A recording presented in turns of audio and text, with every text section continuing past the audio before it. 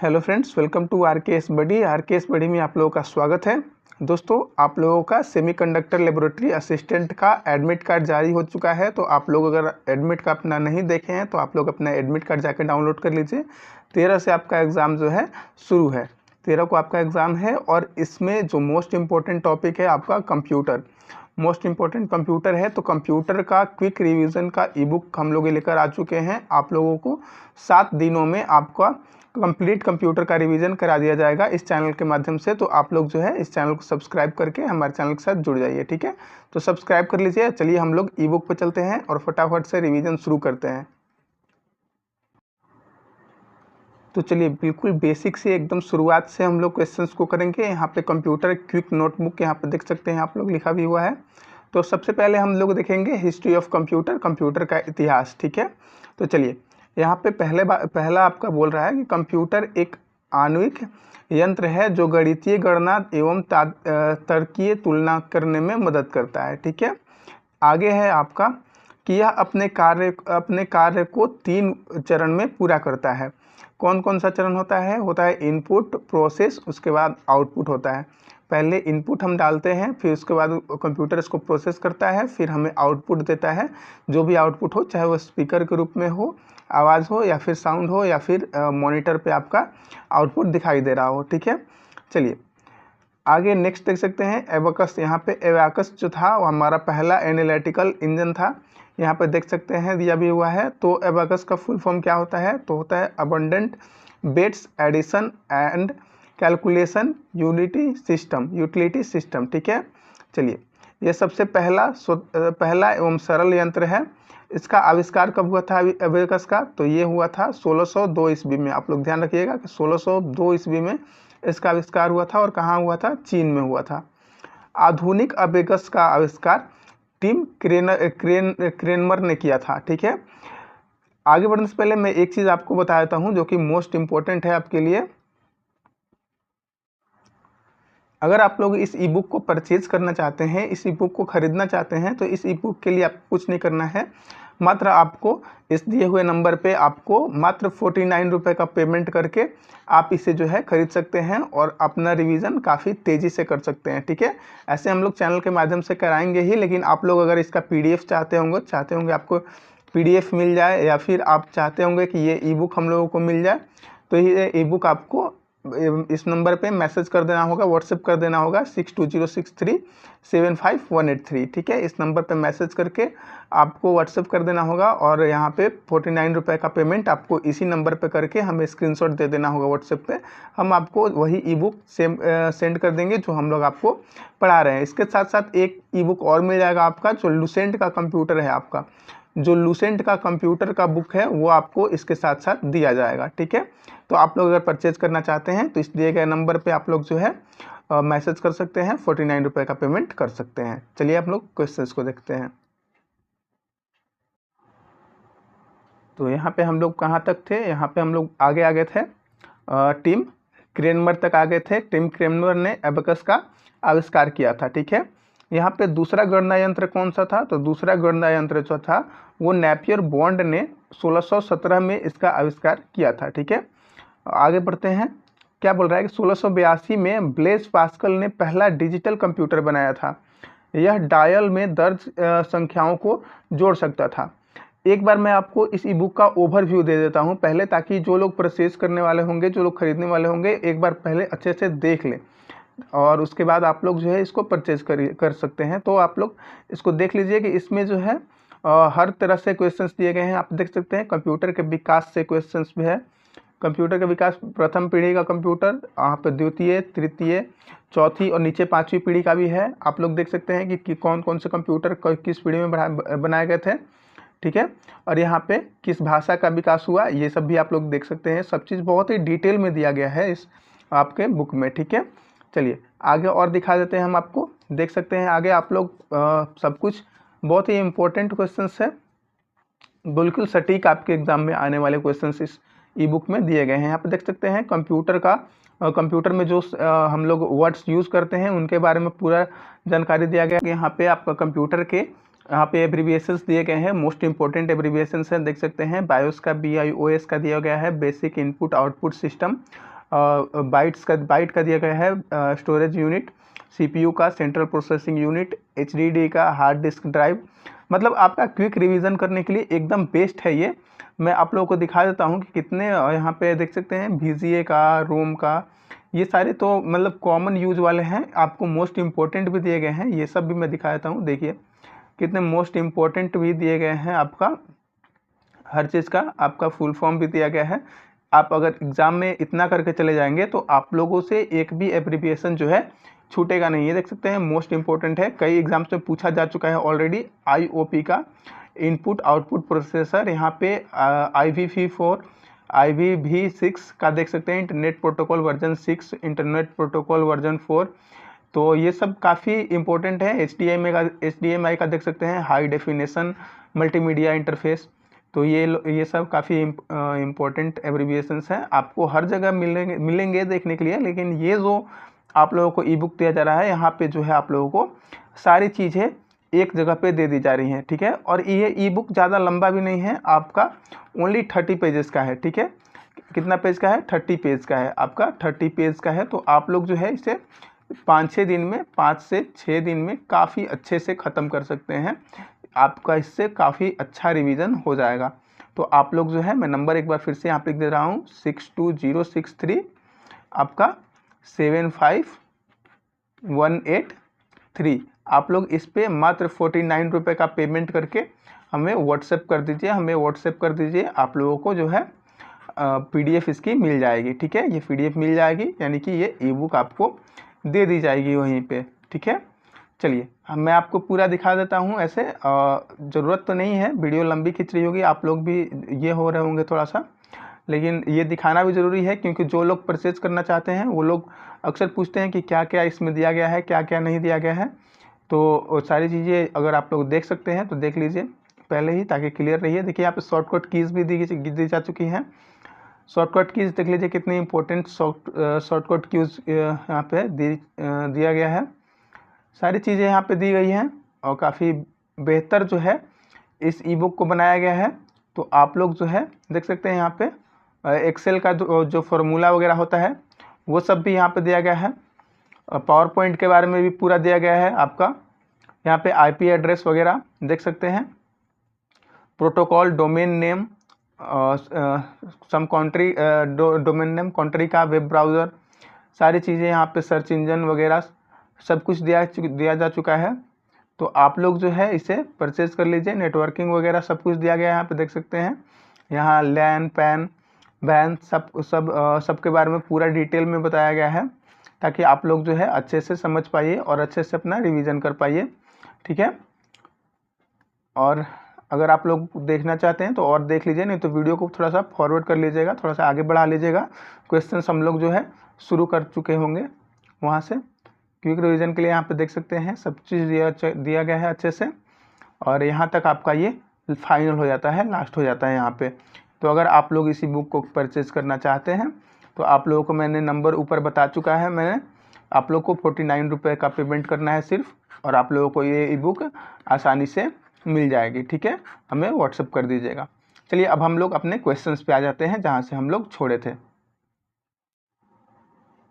तो next question देख सकते हैं, आपका नेक्स्ट क्वेश्चन है यहाँ पे कि 1822 में चार्ल्स बेबेज ने पहला मैकेनिकल कंप्यूटर बनाया था। पहला मैकेनिकल कंप्यूटर किसने बनाया था? तो 1822 में चार्ल्स बेबेज ने बनाया था।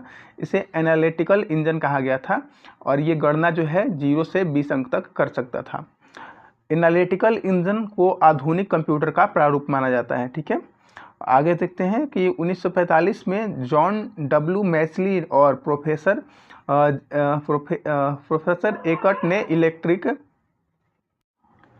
इलेक्ट्रॉनिक न्यूमेरिकल इंटीग्रेटर और कंप्यूटर यानी कि ENIAC बनाया था, ठीक है। ये ENIAC का आपका फुल फॉर्म है इलेक्ट्रॉनिक न्यूमेरिकल इंटीग्रेटर और कंप्यूटर, ठीक है। यह पहला इलेक्ट्रॉनिक कंप्यूटर था, ये भी आप लोग ध्यान रखिएगा। 1973 में माइक्रल एन दुनिया का पहला पर्सनल कंप्यूटर था। कंप्यूटर का आविष्कार चार्ल्स बेबेज ने की थी, ठीक है। पहला कंप्यूटर प्रोग्राम विकसित करने का श्रेय एडा लवलेस को दिया जाता है। Father of computer Charles Babbage, और मदर ऑफ कंप्यूटर जो है आपका मदर ऑफ कंप्यूटर जो है यहाँ पे एडा लवलेस को कहा जाता है। ठीक है, थोड़ा सा मैं आगे बढ़ाता हूँ।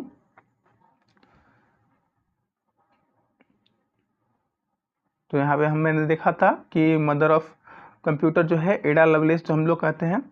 विश्व का प्रथम पूर्ण स्वचालित विद्युत यांत्रिक गणना यंत्र जो था मार्क 1 था। ठीक है, जो मार्क 1 कंप्यूटर है आपका IBM कंपनी ने बनाया था, और यहाँ पे हार्वर्ड आइकेन ने 1937 से 44 में इसका आविष्कार किया था। वान न्यूमैन का कंप्यूटर के विकास में सर्वाधिक योगदान माना जाता है। ठीक है, आधुनिक कंप्यूटर की खोज 1946 में हुई थी। कंप्यूटर के क्षेत्र में महान क्रांति जो था 1960 में आई थी। भारत में कंप्यूटर का युग की शुरुआत 1952 से हुई थी। भारत में कंप्यूटर का जनक रंगा स्वामी नरसिम्हन को कहा जा सकता है, जहाँ पे देख सकते हैं रंगा स्वामी नरसिम्हन का फोटो भी दिया गया है। भारत में प्रथम कंप्यूटर कहाँ लगाया गया था, तो ये भारतीय सांख्यिकी संस्थान कोलकाता में लगाया गया था, और ये एनालॉग कंप्यूटर था।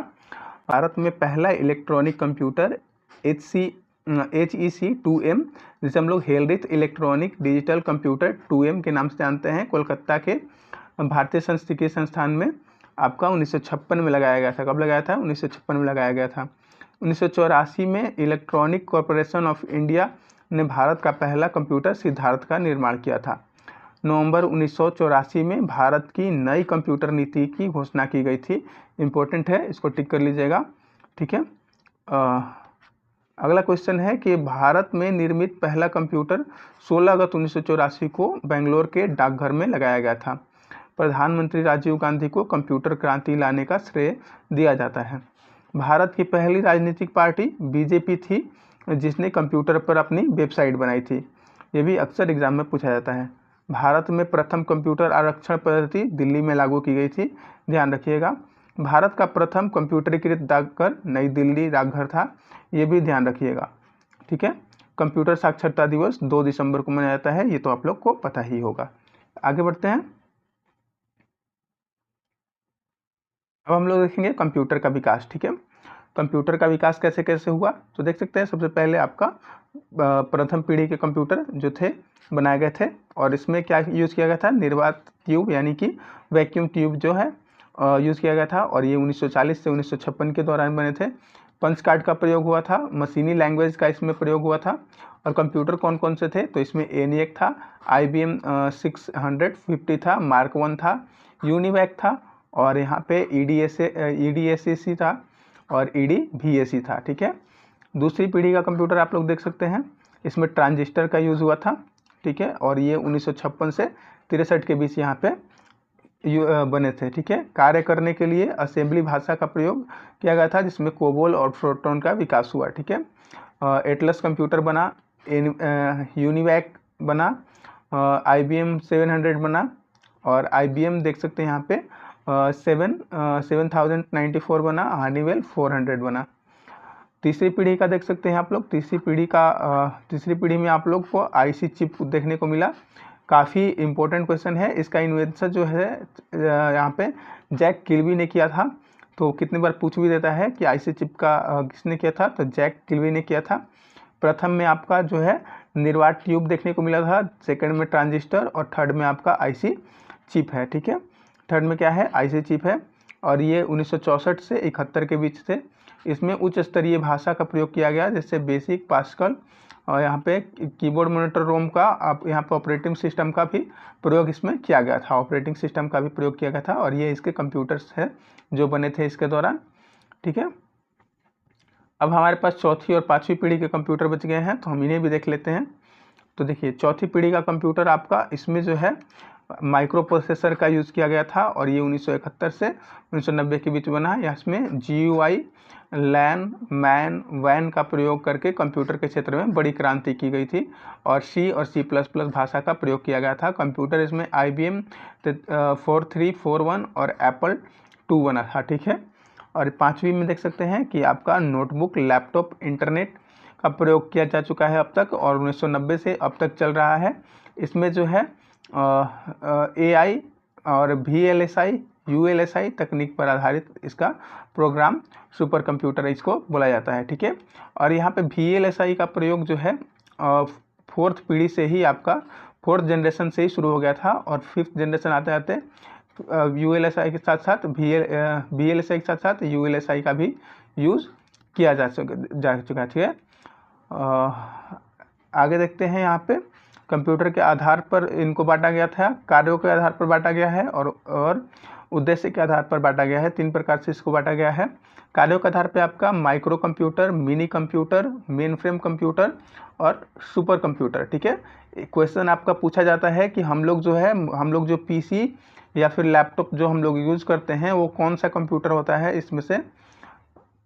इनमें से कौन सा कंप्यूटर होता है। तो ये हमारा माइक्रो कंप्यूटर हम लोग यूज़ करते हैं। हम लोग माइक्रो कंप्यूटर का यूज़ करते हैं अपने पर्सनल यूज़ के लिए। ठीक है, मिनी कंप्यूटर छोटे मोटे कंपनियों में चलाया जाता है। मेन फ्रेम कंप्यूटर जो है बड़े कंपनियों में चलाया जाता है और सुपर कंप्यूटर तो आप लोगों को पता ही है वैज्ञानिक कार्यों के लिए किया जाता है।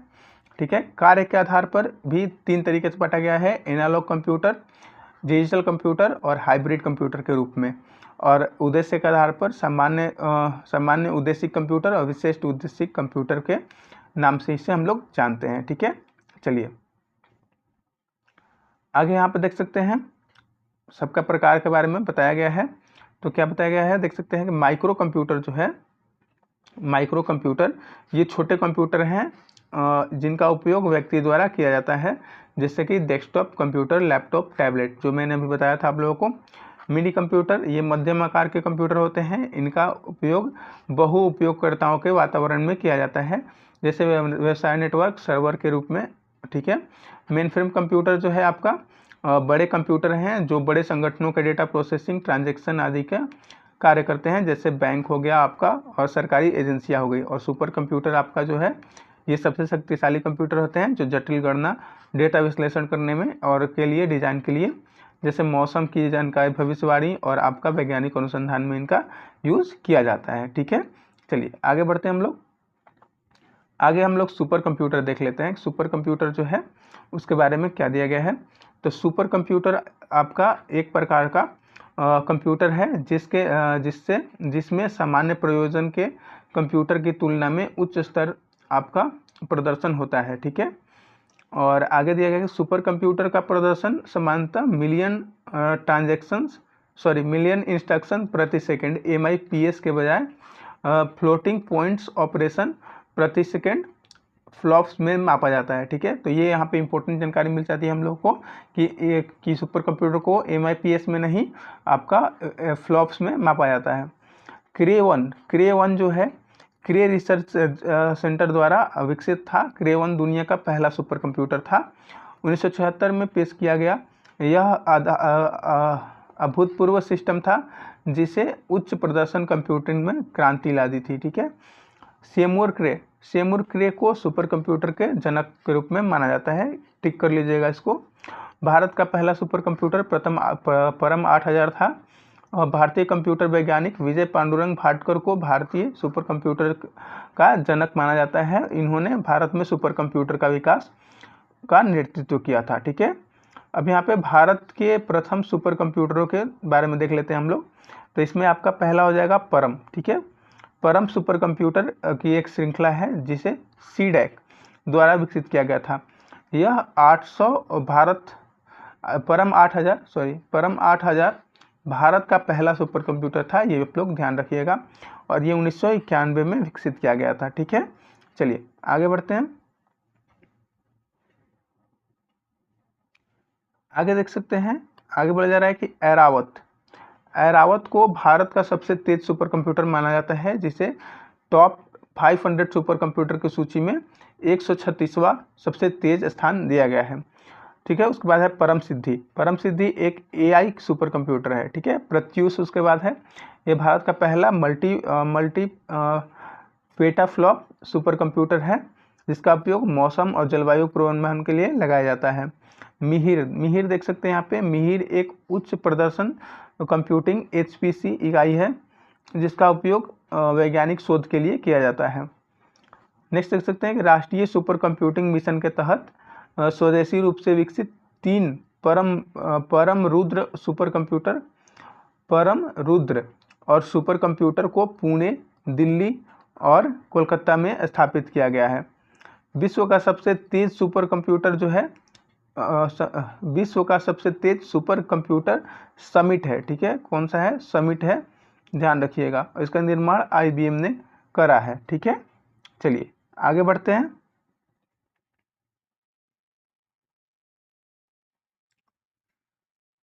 कार्य को आधार पर अब हम लोग देख लेते हैं जिसको कि एनालॉग कंप्यूटर जो है आपका, ये डेटा को लगातार मूल्यों के रूप में संसाधित करता है और इसे तापमान माप या ऑडियल सिग्नल के द्वारा मतलब प्रसारित करता है। यहाँ पे डिजिटल देख सकते हैं, ये डेटा को 1-0 के रूप में संशोधित करता है, जो सबसे आम प्रकार है। हाइब्रिड कंप्यूटर जो है, कंप्यूटर डिजिटल और एनालॉग दोनों प्रकार के डेटा को संबोधित करता है, ठीक है।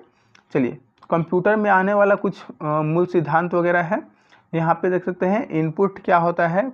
तो इनपुट जो हम कंप्यूटर में देते हैं, प्रोसेस जो कंप्यूटर प्रोसेस करता है, आप लोग जानते हैं, जो गणना करता है। आउटपुट जो कंप्यूटर हमें दिखाता है या हमें देता है।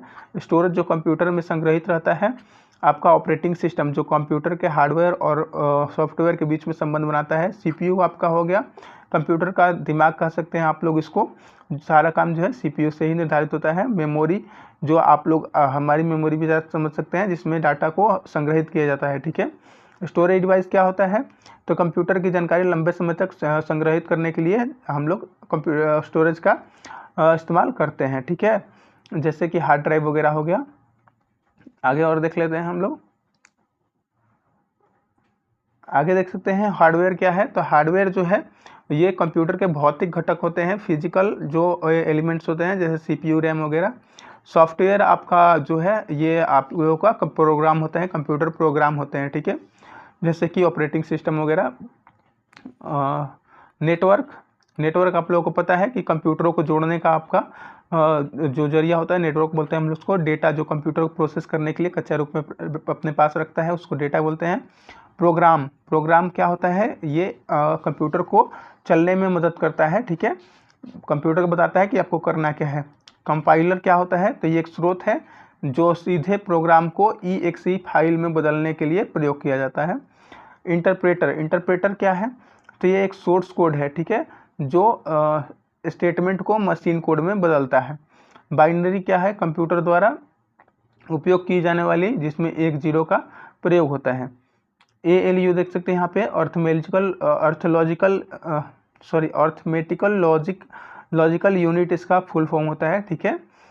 यह एक कंप्यूटर के भीतर अंकगणितीय गणना और तांत्रिक गणना करता है। CPU जो है आपका कंप्यूटर के अंदर भीतर निर्देश को संपादित करता है। रैम रोम बाकी सब चीज़ें आप लोग जो है थोड़ा सा देख लीजिएगा। चलिए मैं आगे बढ़ता हूँ। इनमें से ज़्यादातर चीज़ें आप लोगों को पता होंगी, इसलिए मैं थोड़ा सा आगे बढ़ जाता हूँ। चलिए अब हम लोग आ चुके हैं कंप्यूटर के यहाँ पे एब्रीविएशन पे। तो हम लोग लास्ट कंप्यूटर का एब्रीविएशन देख के इस वीडियो को ख़त्म करेंगे।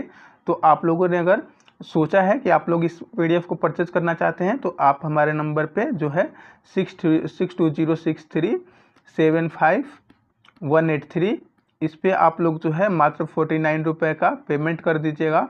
और पेमेंट करके स्क्रीनशॉट हमें व्हाट्सएप पे ही दे दीजिएगा। व्हाट्सएप पे ही आप लोगों को जो है इसका इस ई-बुक की PDF जो आप लोगों को दे दी जाएगी, ठीक है। तो चलिए देख लेते हैं यहाँ पे। तो बायोस का क्या होता है, basic input output system. Byte का क्या होता है, स्टोरेज यूनिट होता है बाइट। CPU का सेंट्रल प्रोसेसिंग यूनिट। HDD का हार्ड डिस्क ड्राइव। LCD का लिक्विड क्रिस्टल डिस्प्ले। SATA का क्या होता है, serial advance technology attachment. SDD का क्या होता है, सॉलिड स्टेट ड्राइव होता है। चलिए OS का क्या होता है, ऑपरेटिंग सिस्टम होता है। PC personal computer. PDF portable document format, काफ़ी एग्जाम्स में ये पूछा जा चुका है, आप लोग ध्यान दे दीजिएगा एक बार। रैम आप लोग जानते होंगे, random access memory. RDMA remote direction memory access, ठीक है। रोम क्या होता है, रीड ओनली मेमोरी होता है। VGA क्या होता है, तो VGA होता है वीडियोग्राफिक एरा। जब हम लोग मेमोरी पढ़ेंगे तो यहाँ पे हम लोग रैम और रोम के सभी प्रकार को भी देखेंगे। तो जब हम लोग मेमोरी चैप्टर में जाएंगे, मेमोरी टॉपिक पढ़ेंगे, तो हम लोग बाकी चीज़ें भी देखेंगे उसमें। तो आप लोग ये मत सोचिएगा कि ऊपर ऊपर हम लोग चलते जा रहे हैं, हम लोग डिटेल में भी जाएंगे, ठीक है। चलिए आगे फिलहाल हम लोग देखते हैं। और कंप्यूटर का फुल फॉर्म क्या होता है, कंप्यूटर का होता है commonly operated machine used for trade और टेक्नोलॉजी, एजुकेशन एंड रिसर्च, ठीक है। AAC का क्या होता है, advance audio coding, AI artificial intelligence. ARPANET का क्या होता है, advance research project agency network. ALU होता है अर्थमेटिक लॉजिक यूनिट। ALGOL होता है एल्गोरिथमिक लैंग्वेज। AOL क्या होता है, America outline. API application program interface. यहाँ पे APT का देख सकते हैं, APT automatically program tooling.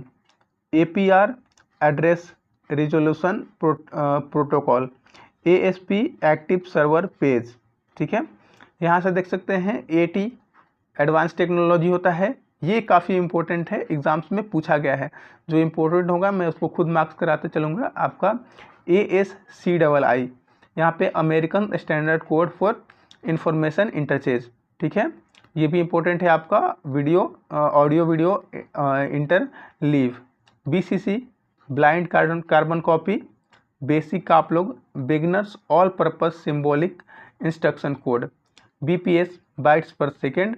BCD binary coded decimal.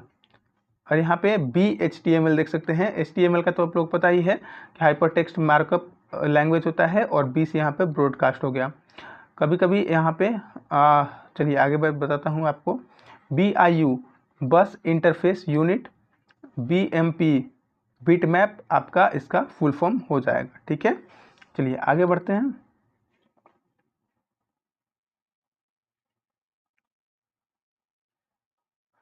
आगे देख सकते हैं ATM का, ये कंप्यूटर वाला ATM है। तो यहाँ पे एसिंक्रोनस ट्रांसफ़र मोड होता है, ठीक है। AUI attachment unit interface. CAD का आप लोग देख सकते हैं computer aided design. CD compact disc. CDRW तो कॉम्पैक्ट डिस्क रीराइटेबल।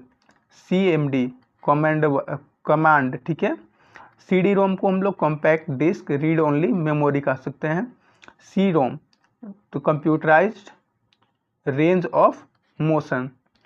CAM आपका computer aided manufacturing. DAT digital audio tape. DNA आपका हो जाएगा distributed internet architecture. DDR double data rate. DPI dots पर इंच, ठीक है। चलिए यहाँ पे हम लोग देख सकते हैं B2R business to customer. B2B business to business. CUI character user interface, यहाँ पे ये इंपॉर्टेंट होगा। CSS भी काफ़ी इंपॉर्टेंट है, cascading style sheet. CPI clock या cycle per instruction. CC carbon copy. CAI computer aided instruction. CDMA code division multiple access. CRT cathode ray tube.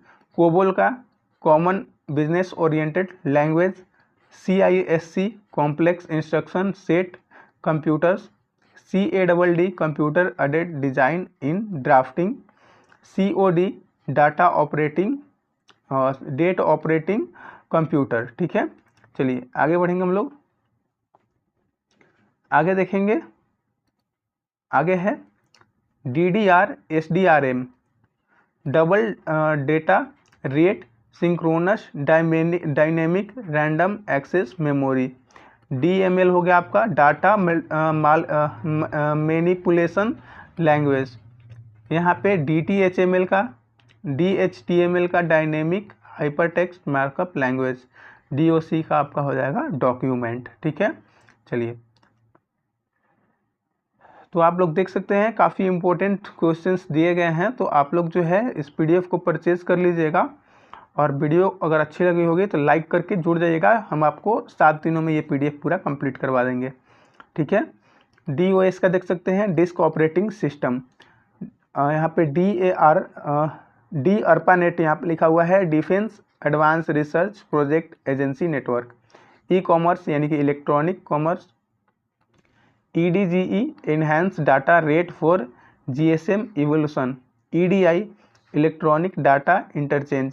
EDP आपका electric data processing.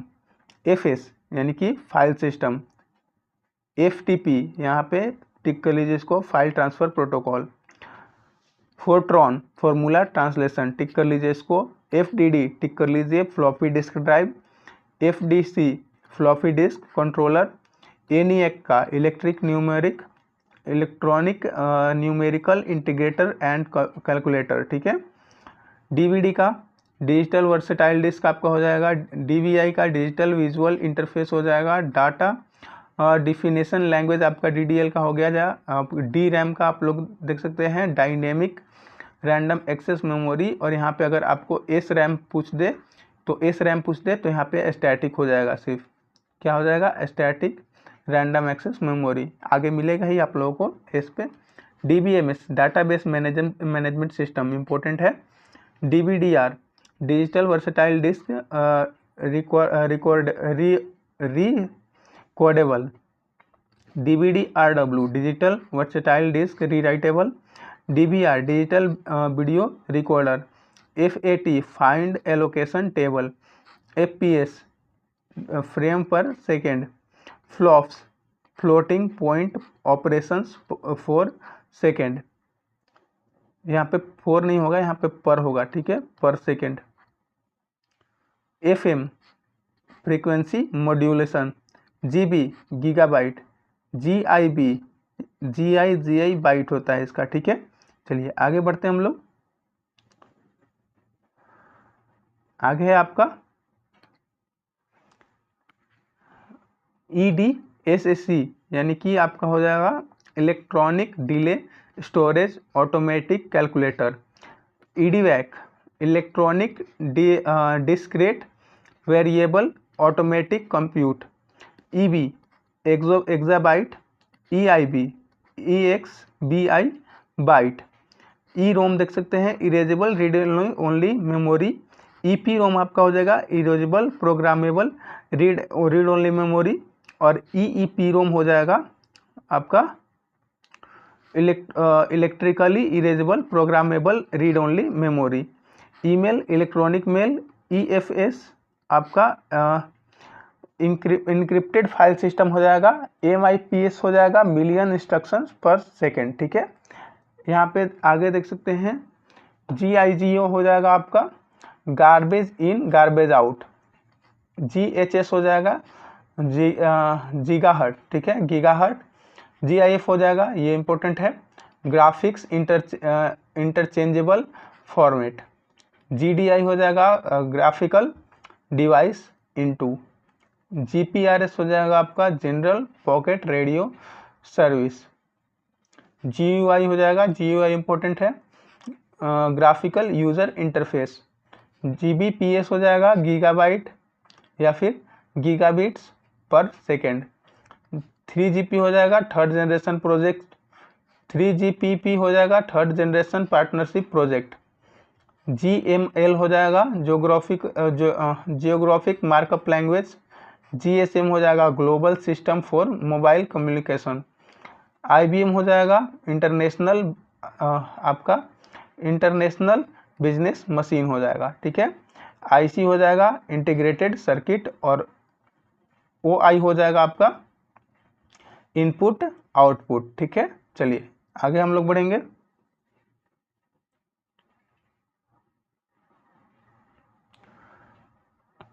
आगे देख सकते हैं MIPS हो जाएगा आपका मिलियन इंस्ट्रक्शन, मैं बता दिया है, ये आपका हो जाएगा MHZ हो जाएगा मेगा हर्ट्ज, और MBPS मतलब मेगाबाइट्स या मेगाबिट्स पर सेकेंड, MB हो जाएगा आपका मदरबोर्ड या मेगाबाइट, मैन आपका हो जाएगा मेट्रोपॉलिटन एरिया नेटवर्क, LLL हो जाएगा आपका लो लेवल लैंग्वेज, KBPS हो जाएगा किलोबाइट पर सेकेंड, KBD हो जाएगा आपका कीबोर्ड, KB हो जाएगा kilobyte, JSP java script server, java server page, JS हो जाएगा जावा स्क्रिप्ट, ये आप टिक कर लीजिएगा इंपॉर्टेंट है, JPEG joint photographic expert group, ठीक है, JAD जॉब एप्लीकेशन डिस्क्रिप्शन या फिर डेवलपमेंट आपका हो जाएगा, ठीक है। यहाँ पे IC का आप लोगों को मैं बता दिया था, यहाँ पे IOP input output processor, IPv6 तो internet protocol version 6, internet protocol version 4, internet protocol IP का हो जाएगा, इन्फो का इन्फॉर्मेशन, HDMI का high definition multimedia interface, HTTPS का हो जाएगा आपका hyper text transfer protocol secure, ठीक है। HD का हार्ड डिस्क, HDD का हार्ड डिस्क ड्राइव, HPC का हैंडहेल्ड पर्सनल कंप्यूटर, HP का हो जाएगा आपका हेवलेट पैकर्ड, ठीक है। इंटेल का आपका हो जाएगा इंटीग्रेटेड इलेक्ट्रॉनिक्स हो जाएगा इंटेल का, ठीक है। चलिए आगे आप लोग देख ही सकते हैं, चलिए यहाँ से हम लोग देखते हैं।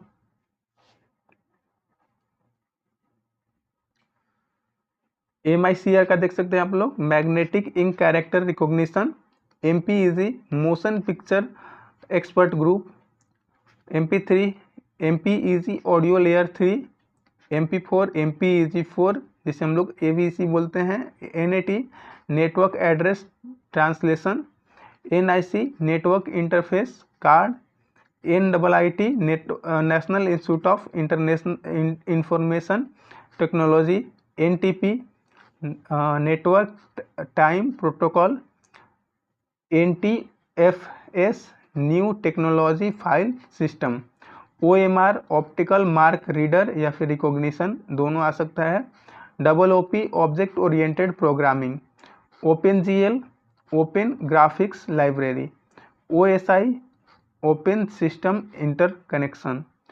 यहाँ पे PHP देख सकते हैं, हाइपर टेक्स्ट प्री प्रोसेसर, ये भी इम्पोर्टेंट है, आप लोग मार्क कर लीजिएगा।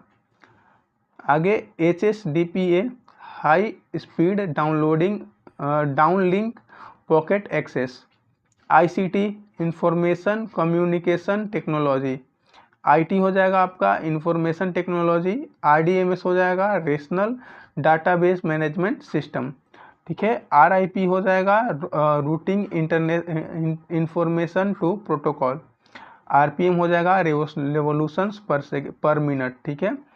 SMPS हो जाएगा switch mode power supply, SMPT हो जाएगा सिंपल मेल ट्रांसफ़र प्रोटोकॉल। यहाँ पे SRAM हो जाएगा आपका स्टैटिक रैंडम एक्सेस मेमोरी, और SIM हो जाएगा आपका subscriber identification module, subscriber identity module देख लीजिएगा आप लोग। SAM हो जाएगा सॉफ्टवेयर एसेट मैनेजमेंट, ठीक है। और यहाँ पे स्नैप क्या हो जाएगा, तो स्नैप हो जाएगा आपका सब नेटवर्क एक्सेस प्रोटोकॉल, ठीक है, सब नेटवर्क एक्सेस प्रोटोकॉल। चलिए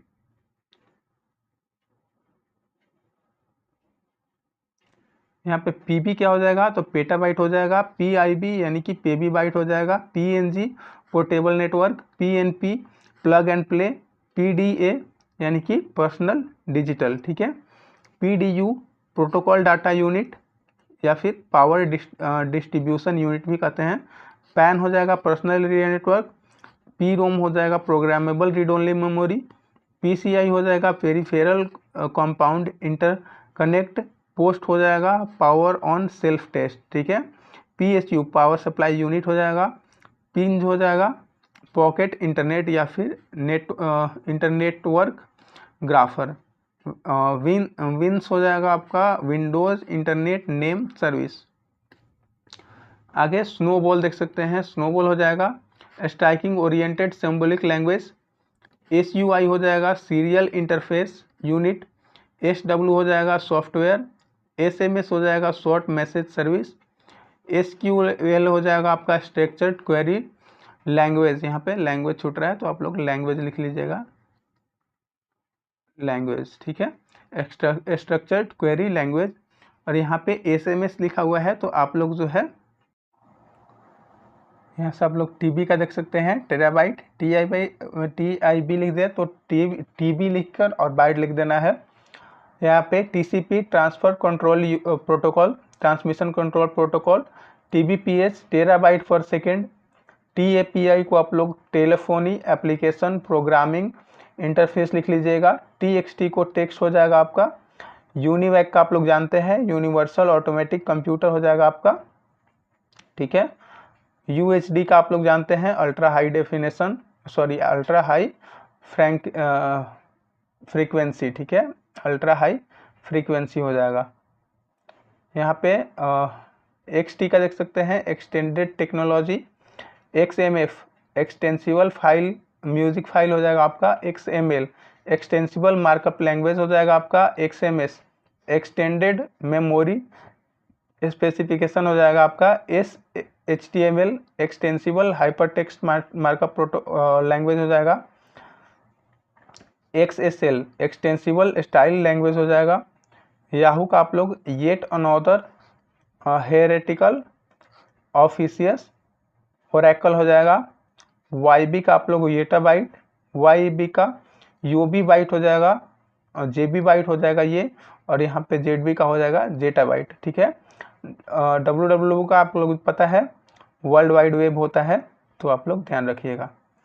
UHF का अल्ट्रा हाई फ्रीक्वेंसी हो जाएगा। UMTS का आपका हो जाएगा universal mode telecommunication system. WAN का आपका हो जाएगा वैल्यू एडेड नेटवर्क। UPS का अनइंटरप्टेबल पावर सप्लाई हो जाएगा। UI का यूजर इंटरफेस हो जाएगा। VDU का विजुअल डिस्प्ले यूनिट हो जाएगा। वायरस का आपका हो जाएगा vital information resource under seize, ठीक है। और VCD का हो जाएगा वीडियो कॉम्पैक्ट डिस्क। VHF का वेरी हाई फ्रीक्वेंसी हो जाएगा। VoIP voice over internet protocol हो जाएगा। VRAM का हो जाएगा आपका वीडियो रैंडम एक्सेस मेमोरी, ठीक है। चलिए आगे हम लोग बढ़ेंगे। आगे यहाँ पे हम लोग का समाप्ति हो चुका है लगभग, तो थोड़ा सा और बचा हुआ है, तो हम लोग यहीं तक देखेंगे आज, बाकी नेक्स्ट वीडियो में देखेंगे, ठीक है। तो हम लोगों ने देख लिया था यहाँ तक, तो यहाँ पे हम लोग देखेंगे कि WWW का होता है आपका वर्ल्ड वाइड वेब, ठीक है। WAP का होता है वायरलेस एप्लीकेशन प्रोटोकॉल। WBMP का होता है wireless bitmap image. WORM worm का होता है आपका राइट वन रीड मेनी, ठीक है। चलिए WLAN का होता है आपका वायरलेस लोकल एरिया नेटवर्क। यहाँ पे आगे देख सकते हैं आप लोग, आगे है यहाँ पे WMV का विंडोज मीडिया वीडियो है, और यहाँ पे WMA का विंडोज मीडिया ऑडियो है। WML का वायरलेस मार्कअप लैंग्वेज है, ठीक है। और यहाँ पे कंप्यूटर नेटवर्क वगैरह से कुछ दिए गए हैं आपका, तो इसको देख लेते हैं। DNS हो जाएगा डोमेन नेम सर्वर, या फिर डोमेन नेम सिस्टम भी होता है, ये भी आप लोग ध्यान रखिएगा, दोनों आ जाएगा, आपको मिल जाएगा। FTP file transfer protocol. HTML hyper text markup language. HTTP hyper text transfer protocol. Internet protocol. IP का ISP का इंटरनेट सर्विस प्रोवाइडर। PPP का पॉइंट टू पॉइंट प्रोटोकॉल हो जाता है। और SEO का आप लोग सर्च इंजन ऑप्टिमाइजेशन। URL का यूनिफॉर्म रिसोर्स लोकेटर। USB का यूनिवर्सल सीरियल बस हो जाएगा। VR का विजुअल रियलिटी हो जाएगा, और यहाँ पे VRML का विजुअल रियलिटी मार्कअप लैंग्वेज हो जाएगा। और LAN का यहाँ पे लोकल एरिया नेटवर्क हो जाएगा। तो LAN का आपका MAN का WAN का और PAN का, ये चारों का आप लोग कमेंट करके बताइएगा कि इस चारों का फुल फॉर्म क्या होगा। चलिए मिलते हैं नेक्स्ट वीडियो में, तब तक के लिए थैंक यू, धन्यवाद।